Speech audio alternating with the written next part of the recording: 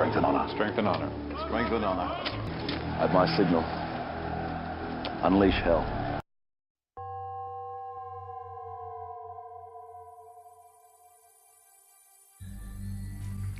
What is going on, everybody? It is Devin with UPTV, and today I wanted to take the time to decode one of the best, if not the best, animes ever to be created, and that is Dragon Ball Z. Dragon Ball Z is a direct sequel to the Dragon Ball anime created by Akira Toriyama. The show first aired in Japan from 1989 to 1996 before it was actually dubbed for viewing in the United States. Although the show appears to be an innocent action and adventure show for young kids, it was truly created as the ultimate Illuminati propaganda series.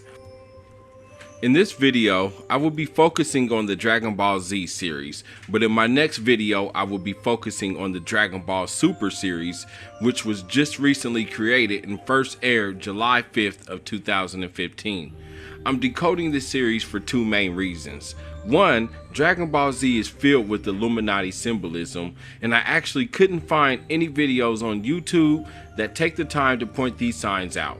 My second reason is simply because I want to decode Dragon Ball Super, which I believe is pointing to us being in the last days. In order for me to decode Dragon Ball Super in a way people would understand, I have to first dive into what Dragon Ball Z is really about. Dragon Ball, the series before Dragon Ball Z, is about a young boy named Goku who was sent to the planet Earth by an alien race known as the Saiyans. The lower level Saiyans were sent to other planets to destroy them. This is a clear representation of the fallen angels mentioned in the Bible. Goku was sent as a fallen angel to cause destruction upon the Earth. As a baby, Goku was very evil, but one day when he got a head wound, sort of like in the Bible, when the Antichrist gets a head wound, it changes Goku's whole personality. No longer the evil fallen angel he was, but more like the ultimate happy, carefree spirit who lives by no rules but does what thy will. Snake Sounds familiar? that giveth knowledge, the Spirit said, to worship me take wine and strange drugs, whereof I will tell my prophet. Falling on precisely the wrong side of the Bible's account concerning the fall of man and Satan's role, this snake spirit begins the revelation by telling man that he is a god, that reality is essentially an illusion, sin a myth, and that ethically there's no greater commandment than the law of Thelema, Greek for will, as famously stated in the 40th verse of chapter 1. Do what thou wilt shall be the whole of the law. We do what we want to do when we want to do it. And just what is this core principle by which most people live? Well, in a nutshell, do what you want.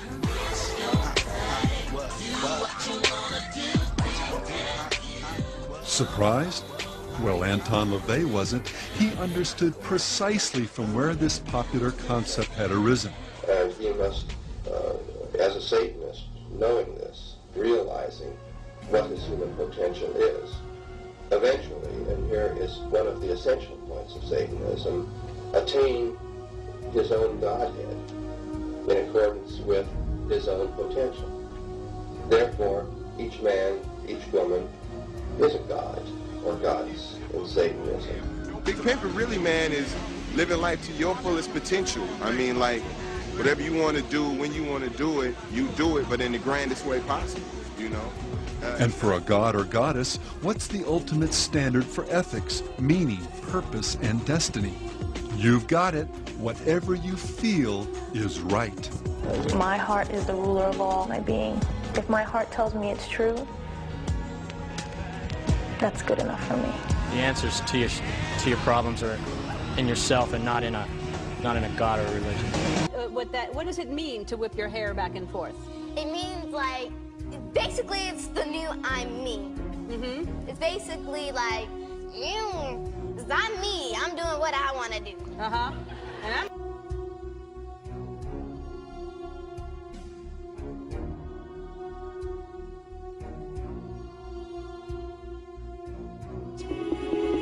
Jubilees is not the only ancient text that gives a different story of creation. There is a forbidden book, lost for centuries, that includes fallen angels, bloodthirsty giants, and a warning to all humanity.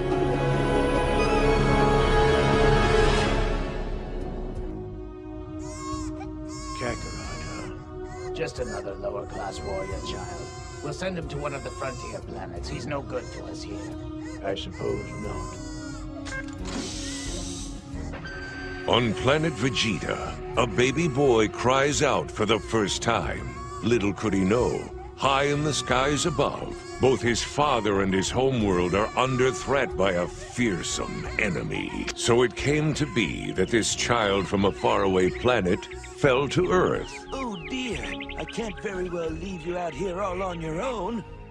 And thanks to the kindness of a stranger, he would make this new world his home. I think I'll call you Goku. Gohan tried to take care of you, but you were wild, downright uncontrollable, and unusually powerful for a baby. You wanted nothing to do with Gohan's kindness.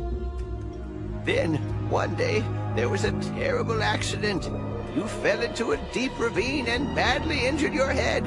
Your grandfather feared that he had lost you, but somehow, miraculously, you survived. Yes, any other child would have died, but you recovered, and from that day on, you became a happy, loving boy.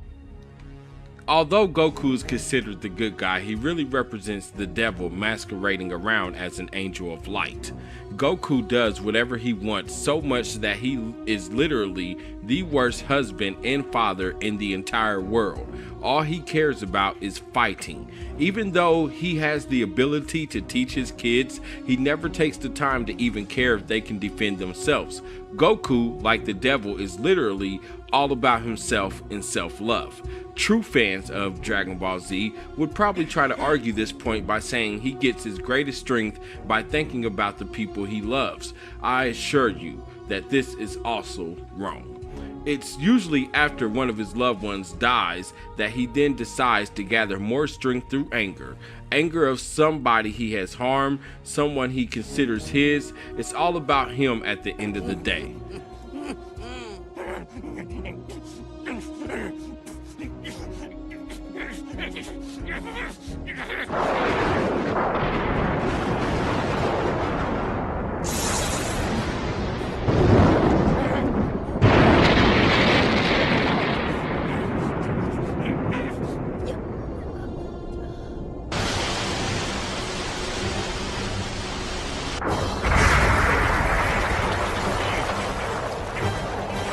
I will make you suffer!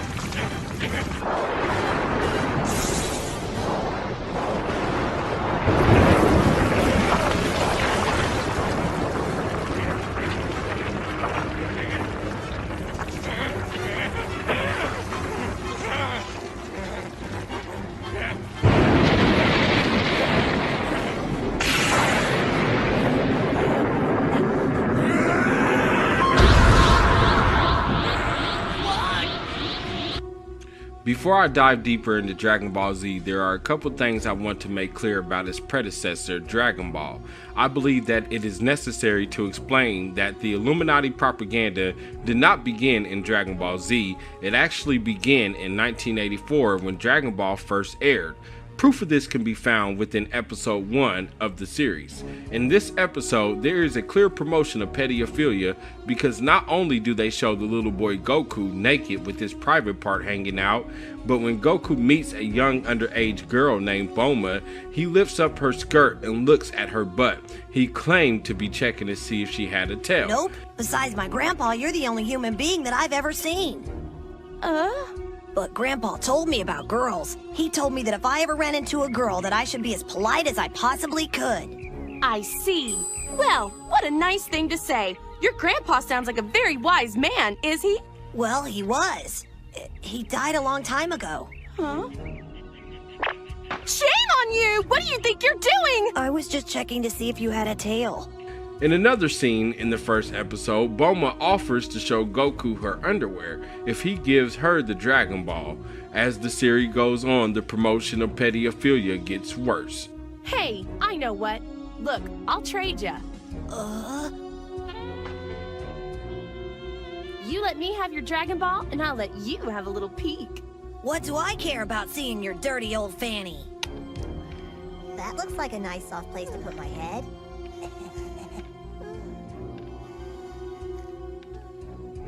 Well, good night, Bulma.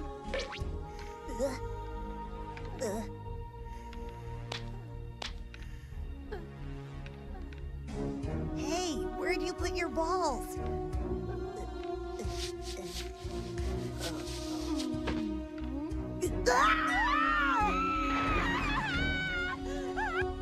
Now, the Dragon Balls represent the 7 deadly sins. That is why it takes 7 balls to call upon the dragon or serpent, which happens to be the devil.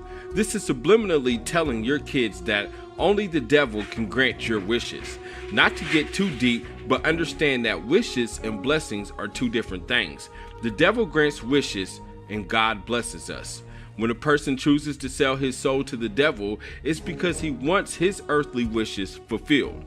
When they call upon the dragon Shenron to grant their wish, after collecting the 7 balls, they are really calling upon the devil. They might as well be using a Ouija board instead. I sold my soul to the devil. I know it's a crappy deal. Lisa came with a few toys like a Happy Meal. The 7 deadly sins are promoted throughout the series as well. And if you don't know, the 7 deadly sins are as follows. Number 1, envy. The desire to have an item or experience that someone else possesses.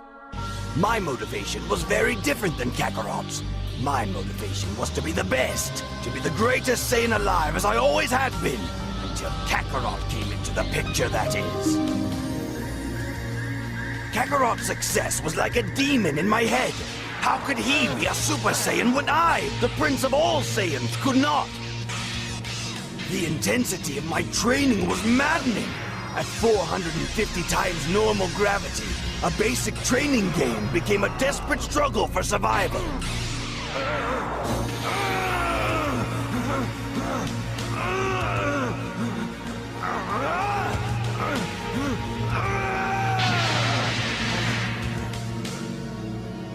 Even the simplest moves required every ounce of willpower I had. I wasn't sure how long I could sustain the effort without breaking in two. It seemed like the only thing holding my body together was my one desire, to be better than Kakarot. Number 2, gluttony. Excessive ongoing consumption of food or drink.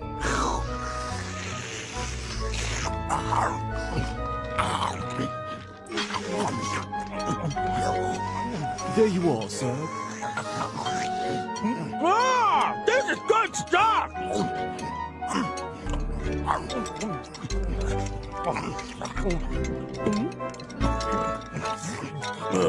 You know, I don't think I'll ever get used to this. Man, Goku, you sure eat a lot for a dead guy. You know, that's exactly what King Kai always tells me. Well, what can I say? I just love to eat. Number 3, greed. An excessive pursuit of material possessions. Isn't your mommy lucky, Marin? If she wins, she's going to be a millionaire. Yeah! All right! I don't want to die. Please don't hurt me. Come on, please. I got a kid. I just want to live. Oh, my. Please, please. Shut up or I'll rip your head off. Then I'd be doing you a favor, wouldn't I? Look at that! A perfect headlock! It looks like Mr. Satan's in trouble! So, do you still want to win this match, big guy? No, please. No, I don't care about winning. Just don't hurt me. I beg you. Hey, what's going on? Now that you know you can't win, I don't mind letting you have the victory. That tickles my ear. What? What did you say? I said I wouldn't mind letting you win this match, moron. All you have to do is give me 20 million zenny for letting you win. Not bad, huh? I think it's a pretty good deal. Especially considering the embarrassing situation you're in. Would you look at this, folks? Wow! Mr. Satan's not moving! What an extraordinary technique this must be to subdue a man of his strength! You don't really mean it, do you? Of course I mean it. I don't want all the publicity and fanfare. Just give me the 10 million that you'll get for winning this match and another 10 out of your own pocket. But... There are other options, you know. You could fight and get knocked out and go home with a big lump on your head without the title. No! Anything but that! Number 4. Lust, an uncontrollable passion or longing, especially for sexual desire. You see Bulma every time you blink! Well...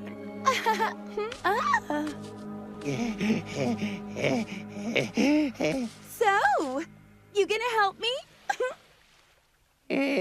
Okay. I'll give you this, but you have to give me something. And what's that?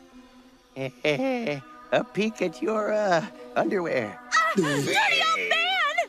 Well, how about just your bottom half? Nice negotiation. Master Roshi, this is not appropriate conduct. Get off my case, Turtle! You think it's easy living on an island with nothing but the boob tube? Well, if being made into an embarrassing object is what it takes to get my wish, then okay! I've duped them into thinking this bothers me, and I get an easy Dragon Ball! Heck, underwear's not much different from a bathing suit! Ta-da!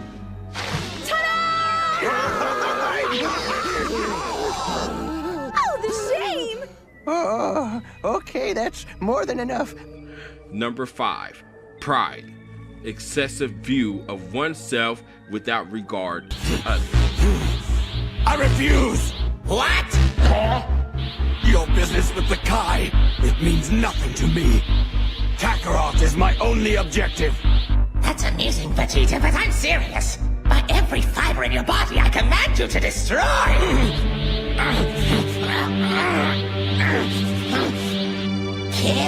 Kill the Kai! No! Get out of my head!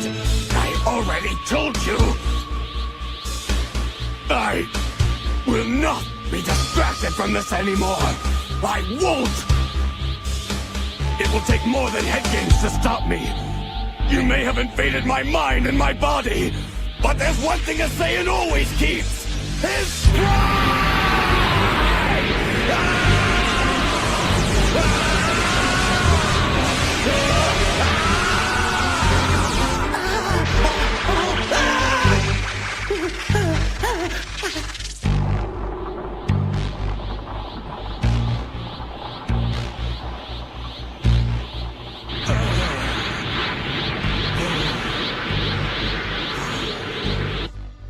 But this has never happened to me before.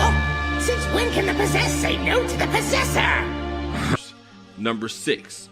Sloth, excessive laziness or the failure to act and utilize one's talents. Laziness. Being lazy is simply defined as not wanting to work. And in a series like Dragon Ball Z, where you have to work to achieve strength, not many characters would be considered lazy. However, the guy that comes to mind the most is Yajirobe. Every single time in Dragon Ball Z, guys like Goku and Krillin ask him to train to help protect the Earth and grow stronger, because if you don't know, Yajirobe is naturally a very strong fighter. He is just very, very lazy. And number 7, wrath, and uncontrollable feelings of anger and hate towards another person. There's still plenty of people on Earth that you could kill for your amusement while you're waiting for this fight. Huh? What? Piccolo! Be quiet, Dede! Forgive me, but I know that they can be wished back with the Dragon Balls.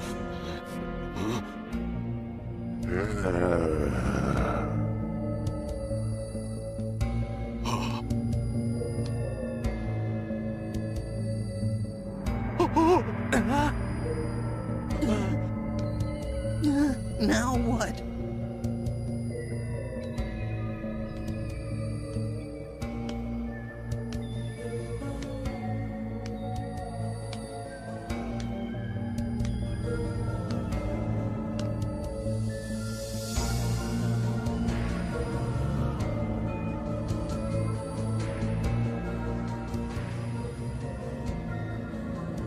I know what you're doing. You're assessing how many people are still alive. Does this mean he's going to give us the extra day? Surely it would take him that long to hunt down all of those people. Time to kill.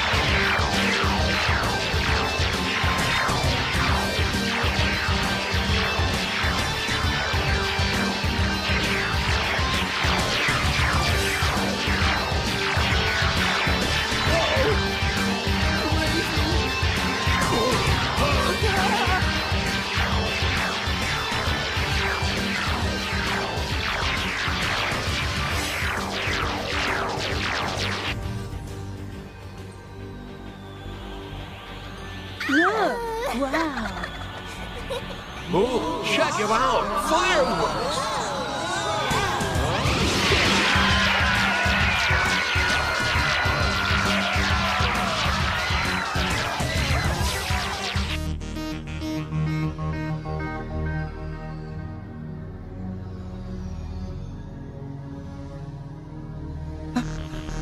Kai, what's wrong?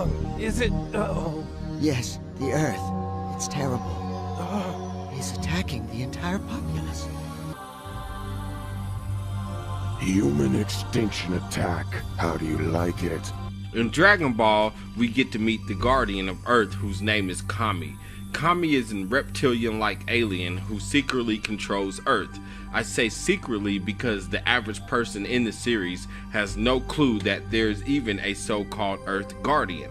Kami is a clear representation of reptilian aliens that control Earth, which is now a common conspiracy theory promoted and exposed mostly by a man named David Icke.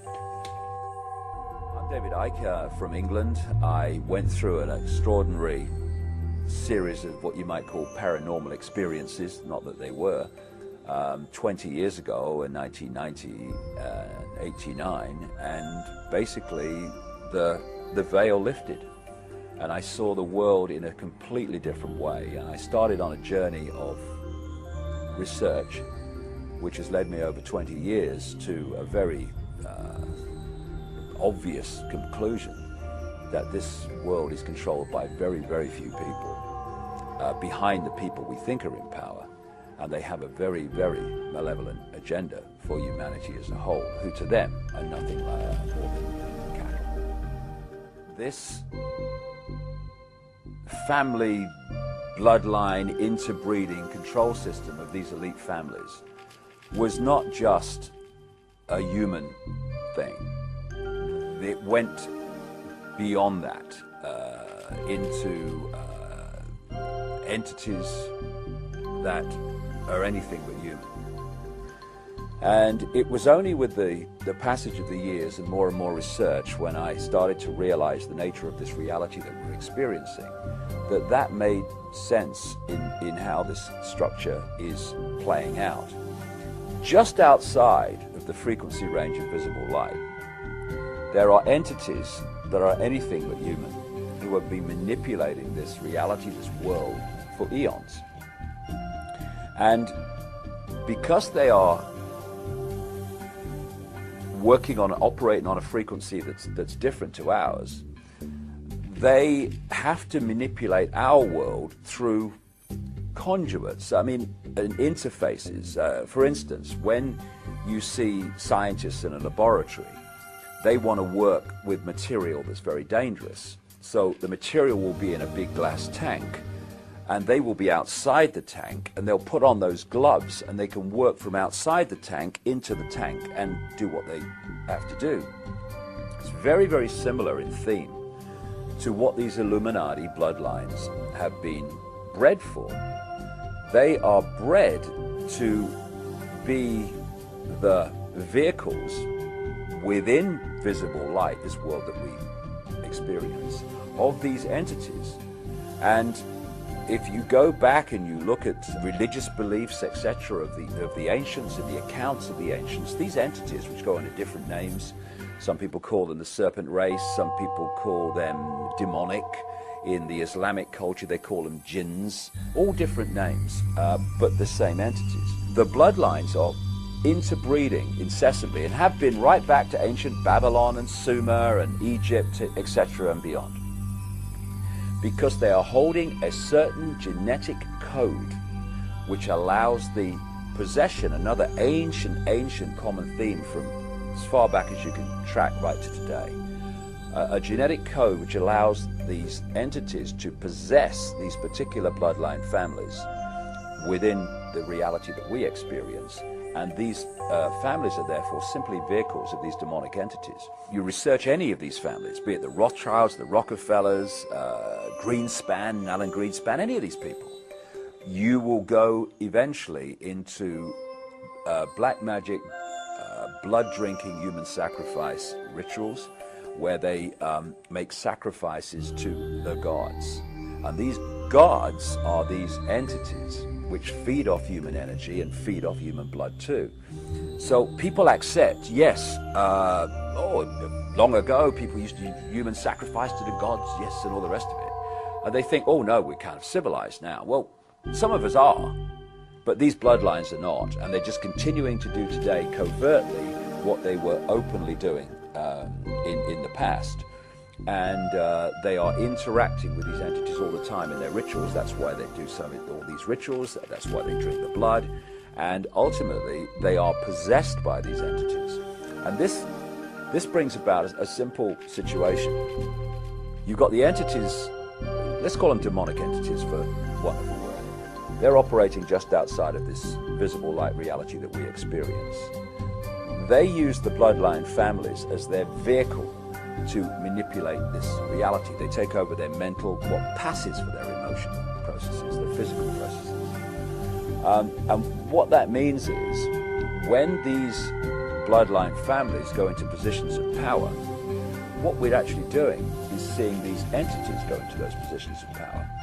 And so the secret society network is there to manipulate these bloodline families and their agents into the positions that dictate society and the direction it goes and all the rest of it. And because we can only decode their visible light level, we see the human level. We see people under different names called Rockefeller and Rothschild and Bush and Obama and all the rest of it. But if we could see beyond visible light just a little bit, and some people can, you would see overshadowing these people anything but a human entity. And it's these entities that have passed through what we call history, and they have been the cement, the guiding force that has brought this conspiracy through to the present day. Because people have asked me in the past, quite rightly, I understand it, why would someone give their life to this conspiracy, this global takeover, in 1500 or 1650 or 1820, when they knew they were never going to be around to actually see it happen, which is what they're trying to do now, playing the cards they're playing now? The answer to that is they were just vehicles. These entities are the common force passing through history, which has led this conspiracy to where it is today. What the system has done is to keep from us the nature of the reality we're experiencing and the nature of who we are in life itself. And in doing so, it has kept us completely in the dark about what's actually happening around us. The knowledge that's passed across the top levels of the secret society network through these bloodline families, the most important part of that knowledge is the knowledge of reality itself. For instance, we think as we look around here that we're seeing everything that exists within this room. But in fact, we're only seeing a frequency range, a very tiny one, called visible light. Anything outside of that, we can't decode, therefore we can't see. But just like radio stations share the same space without interfering with each other, so other worlds, other dimensions, other realms of reality, if you like, share the same space without interfering with each other. However, just as with radio, if you've got two stations that are very close on the dial, then one will be the dominant one, but another one you'll get what we call interference from it. It's the same with these various realities that share the same space. It's what mainstream science calls parallel universe. But you know that if you have a radio in your living room and it's you have all frequencies in your living room, BBC, Radio Moscow, ABC, but your radio is tuned to one frequency. You're decoherent from all the other frequencies. You're only coherent with one frequency. Right. We now believe that the universe is vibrating and that there are vibrations of different universes right in this room.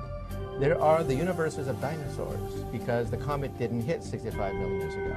They're the wave function of aliens from outer space looking at the rubble of an Earth that already was destroyed, all in your living room, except we have decohered from them. We're no longer in tune with them. We don't vibrate with them. Therefore, our universe is tuned to one frequency, our universe. But it means that probably there are other parallel universes in your living room. And believe it or not, this is called modern physics.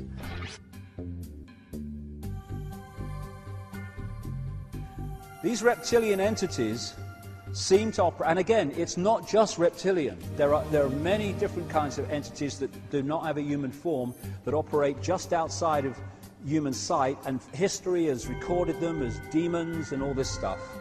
But the reptilian part of it seems to be very significant to the controlling systems on the planet today. And they operate just outside of visible light. Therefore, we don't see them in the normal course of events. That's just basically like a ghost. When you're looking at a ghostly figure, most of them don't look solid because they're operating just outside of your frequency. Just enough for you to perceive something, but not enough for them to appear to be have solidity. This is very... My name is Kami, and I am indeed the guardian of this planet. But it wasn't always that way. What do you mean? Guardians are a mortal lot, much like you. There was a guardian before me, and I sensed that his end was approaching. I made the same trek that you did, up to this lookout, hoping to become his successor. But he turned his back on me. In the beginning of Dragon Ball Z, Goku loses his life when he sacrifices himself so that he can kill his brother Raditz, another Saiyan or fallen angel who came to Earth to check to see if Goku completed his mission of destroying the planet. When Goku dies, we get to see what heaven is like. When Goku arrives to heaven, he's sent to a godlike figure named King Kai to get training so that he may return to Earth and save it. The only problem was Goku had to travel a long way down a road called Snake Way. Snake Way clearly looked like a dragon, but was called Snake.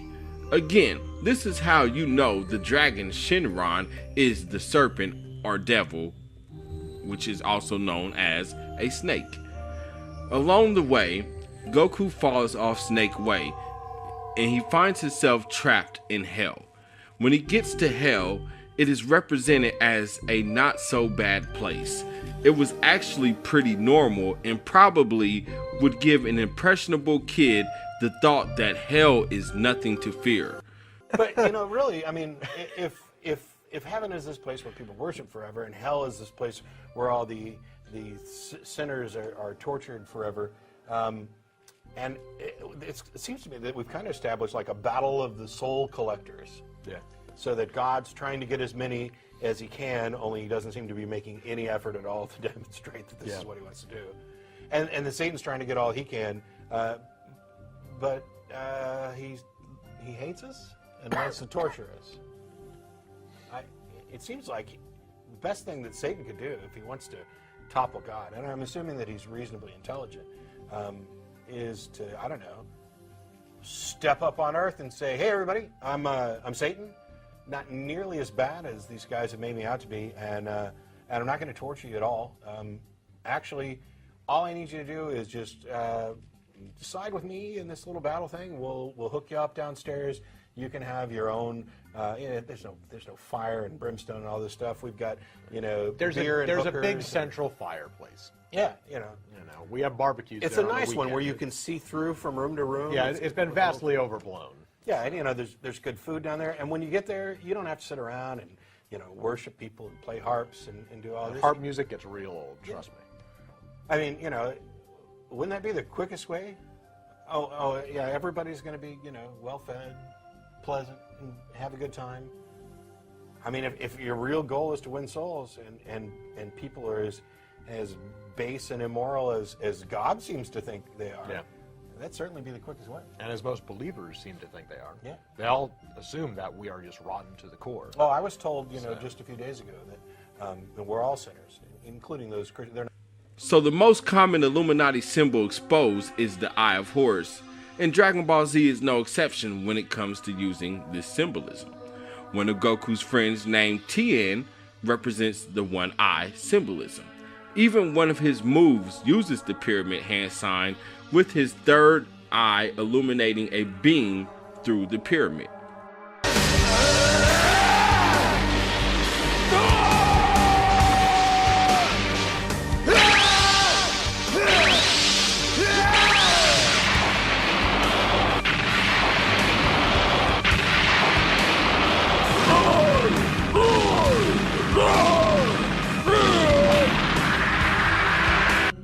When Goku is wished back to Earth by the Dragon Balls, he is faced with an even more dangerous foe named Vegeta.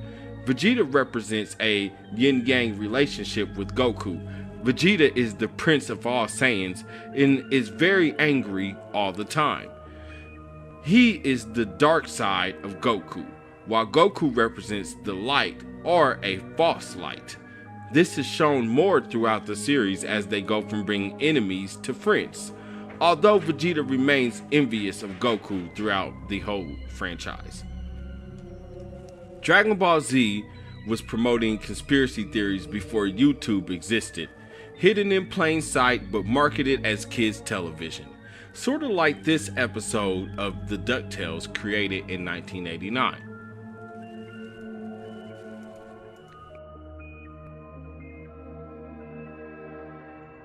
Guten Morgen. I am Dr. Van Swine. Und who are you? Scrooge McDuck. Scrooge McDuck? The wealthiest guy in Duckburg?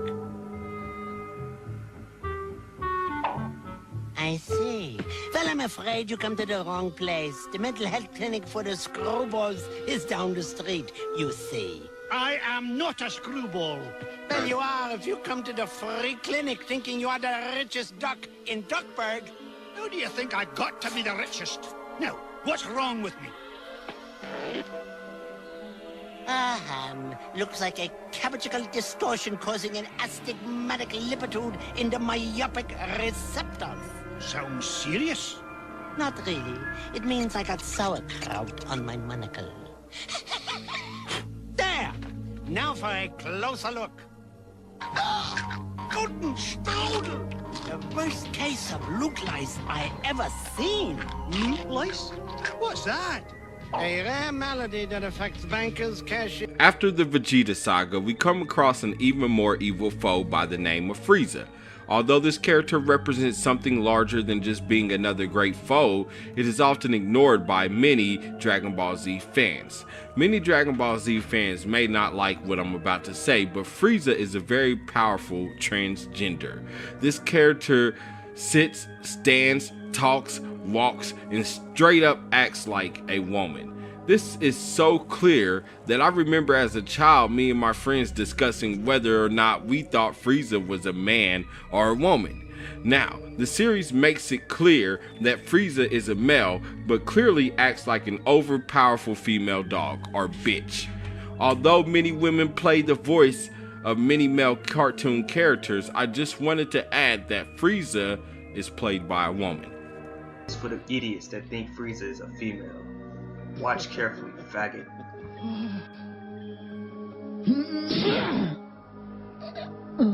You're as twisted inside as your brother, full of hatred. Well, no more. You've dug your own grave. Really? Because after I kill you, I'm going to turn this planet and everyone on it into dust. No way! Not on my watch! Continuing on, after the Frieza saga, we find ourselves in the Android saga. The Android Saga is used as a tool to not only promote the rise of machine, but it mainly promotes transhumanism. Dr. Gero, a mad scientist, created the androids for one purpose: to destroy the Z Fighters. Dr. Gero literally merged himself with machine to make himself a more superior opponent.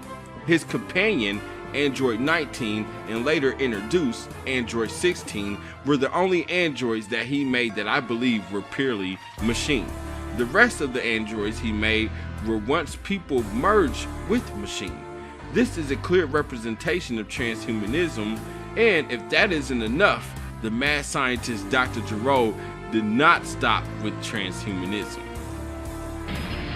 You monster!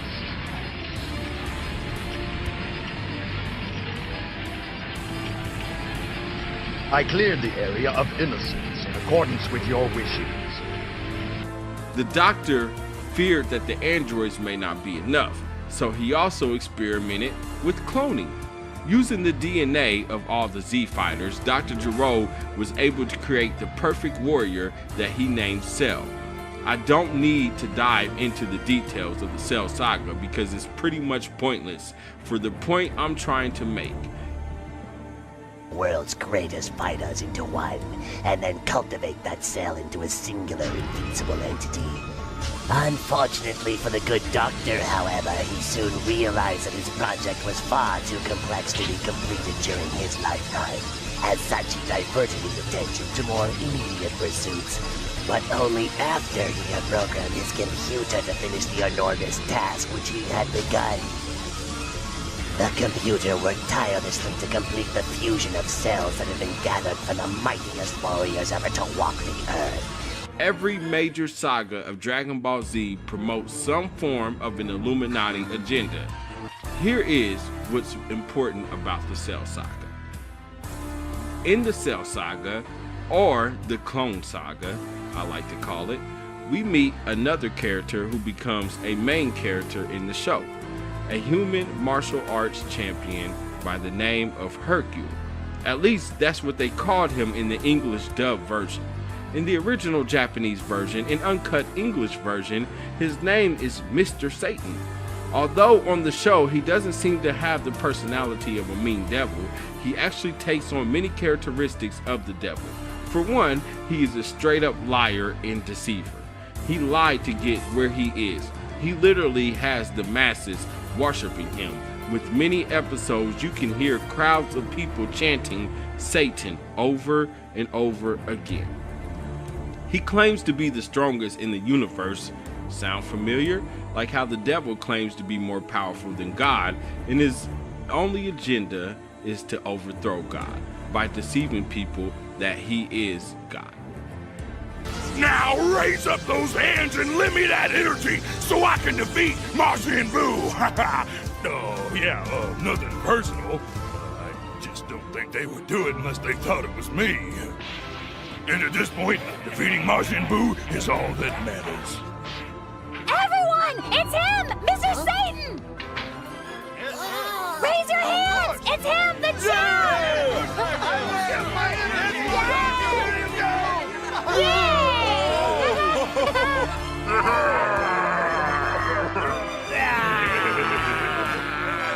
That's it, man. Don't hold back. Give it everything you've got.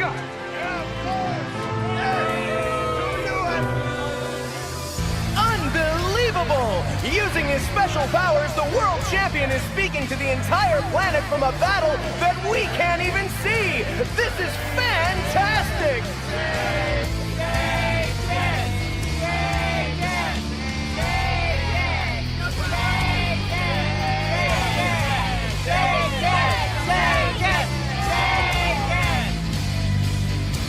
In the next saga, we meet Mr. Satan's daughter, whose name is Videl. It's not much to be said about this character, but you notice her name is spelled V-I-D-E-L. But if you rearrange the letters in her name, you come up with Devil, D-E-V-I-L. Also, at this point in the series, you will notice that when the show goes on commercial and returns, there is a short scene when Videl is in the car with Gohan, who is the son of Goku, The card reads Mr. Satan and also reads 666. What?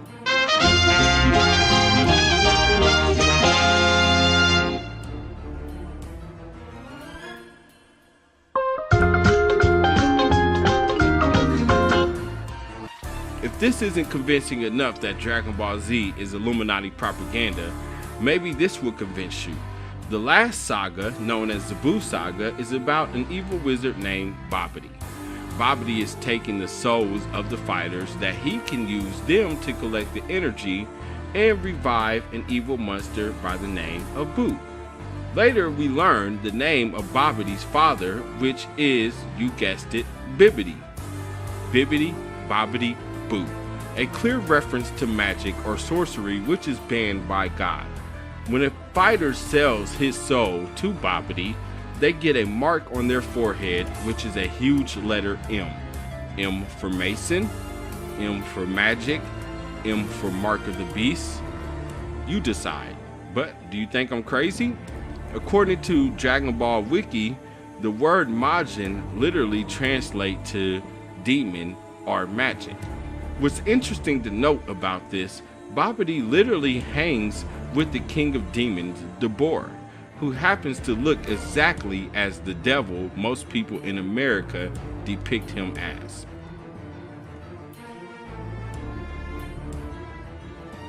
Imagine my shock to see the undeniable proof, to discover that no matter how hard I tried, I would never be able to catch you, a warrior prince forever living in the shadow of a low-level clown.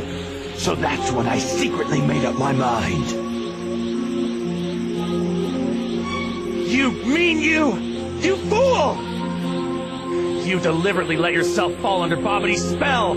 Yes, I saw the power of Babidi's magic.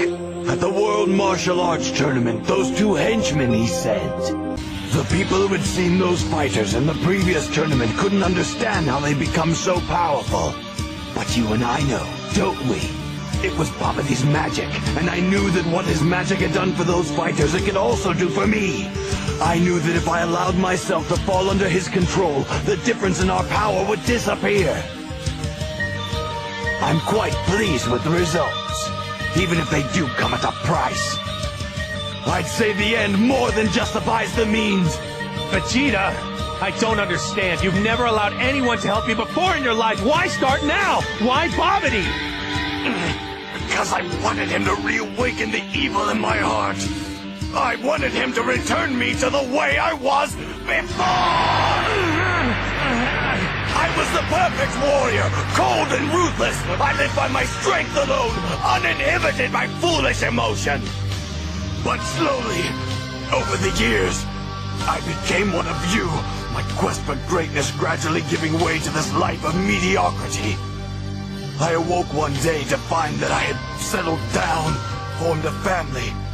I had even grown quite fond of them. Would you believe, I almost started to think the Earth was a nice place to live. Do you understand now, Kakarot? That's why I needed Babidi, to set me free, by releasing the evil in my heart. He has freed me of these petty attachments. And I'd have to say it feels pretty good. Do you really believe what you're saying?